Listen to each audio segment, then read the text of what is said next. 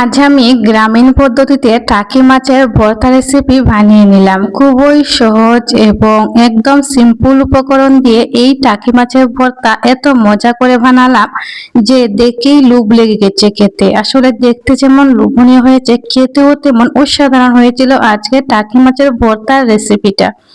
চলুন শুরু করা যাক। আজকে টাকি মাছের ভর্তা রেসিপি বানাতে কি কি উপকরণ লাগে।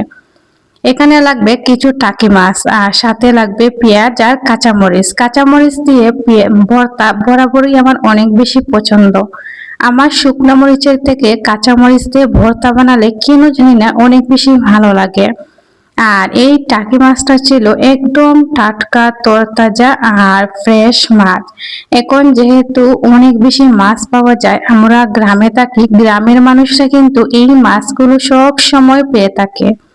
তো যেহেতু আজ টাকি মাছ নিয়ে আসলেন, ভাবলাম যে একটু ভর্তা বানাই। আর এই ভর্তা দিয়ে পেট ভরে অনেকগুলো ভাত খেলাম আজ। আমার খুব বেশি পছন্দ, অনেক ভালো লাগার একটা জিনিস, তাই আমি অনেক যত্ন সহকারে খুব মনোযোগ দিয়ে বানিয়ে নিব এই মজার এবং লোভনীয় ভর্তাটা। আমার এখানে কাঁচামরিচটা দেখেন ফ্রাই করা হয়ে গেল। কাঁচামরিচটা এখন আমি তুলে নিলাম। এখন দিয়ে দিব টাকি মাছ। আস্তে আস্তে সবগুলো টাকি মাছ এখন দিয়ে দিচ্ছি। আপনারা চাইলে যে কোনো ধরনের মাছ দিয়ে বানিয়ে নিতে পারেন এই ভর্তাটা। আসলে ভর্তা সবাই জানি না কিরকম ভাবে বানান, তবে আমরা এইরকম ভাবেই ভর্তা বানাই। আমি এক এক দিন এক এক রকম ভাবে ভর্তা বানাই। টাকি মাছের মধ্যে দিয়ে দিলাম কিছু হলুদ, আর সাথে কিন্তু লবণটাও আমি অ্যাড করে দিলাম। লবণ হলুদ দিয়ে এখন আমি খুব সুন্দর করে ভেজে নিব। আর মচমচে করে ভাজবো না, একটু ভিজা ভিজা করে ভাজবো। যেহেতু আমি ভর্তা বানাবো, ভর্তা কিন্তু এইভাবেই ভাজলে খেতে ভীষণ ভালো লাগে। দেখেন আস্তে আস্তে কিন্তু আমার টাকি মাছটা ভাজা হয়ে যাচ্ছে। আর টাকি মাছটা আমি কম তাপে ভেজে নিব। আমার টাকি মাছ ভাজা হয়ে গেছে অলরেডি। আর এটা হচ্ছে গিয়ে গ্রামীণ পদ্ধতিতে ভর্তা বানানোর সহজ রেসিপি। আমি জানি না এর থেকে কোনো সহজ রেসিপি আছে কিনা। আমি তো অল্প সময়ের মধ্যে বানিয়ে নিলাম এই মজাদার রেসিপিটা।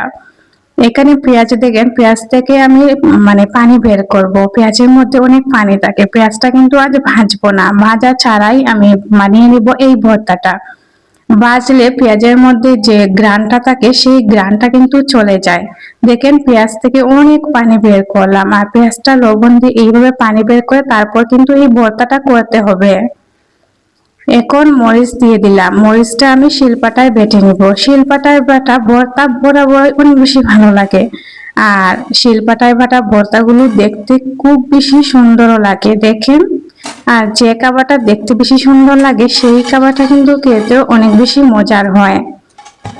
সবগুলো টাকি মাছ এখন আমি খুব সুন্দর করে শিলপাটায় বেটে নিব। আর এখন আমি শিলপাটায় বেটেই বিশেষ করে ভর্তা খাই। কেন জানি না আমার শিলপাটায় বাটা ভর্তাগুলো অনেক বেশি মজা লাগে। আর ব্লেন্ডার করে যদি ভর্তা বানাতাম তাহলে কিন্তু তেমন একটা স্বাদ পেতাম না। বিশেষ করে আমরা গ্রামের মানুষ, আমরা কিন্তু গ্রামীণ পদ্ধতিতে খুব সহজভাবে বানিয়ে নিতে পারি এই ভর্তাটা। তবে যারা আমার চ্যানেলে নতুন তারা কিন্তু আমার চ্যানেলটা সাবস্ক্রাইব করে আমার পাশে থাকবেন। আশা করতেছি আপনাদেরকে নিত্য নতুন ভিডিও আমি উপহার দিতে পারবো। আপনারা যারা আমার ভিডিও নিয়মিত দেখেন তারা কিন্তু অনেক অনেক ভিডিও আমার রয়েছে, আপনারা দেখে আসতে পারেন আমার চ্যানেলে। আর কমেন্ট করতে কিন্তু ভুলবেন না, আর লাইক দিতেও ভুলবেন না। তবে চলে যাওয়া যাক মূল রেসিপিতে। এখন দেখেন আমি পেঁয়াজটা দিয়ে দিলাম। আর এই পেঁয়াজ থেকে খুব সুন্দর স্মেলও বের হয়েছিল। আর এইভাবে যদি ভর্তা বানান আপনারা কিন্তু অনায়াসে 2 প্লেট ভাত খেয়ে নিতে পারবেন গরম গরম ভাতের সাথে, আর কোনো কিছু লাগবেই না। মাছ মাংস সবকিছুকে হার মানাবে আজকের এই ভর্তা রেসিপিটা।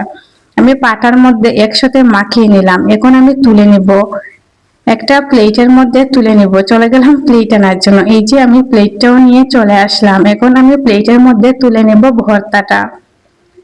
দেখেন তো দেখতে খুব বেশি ভালো লাগছিল না, আসলে অনেক বেশি ভালো হয়েছিল আজকের ভর্তাটা।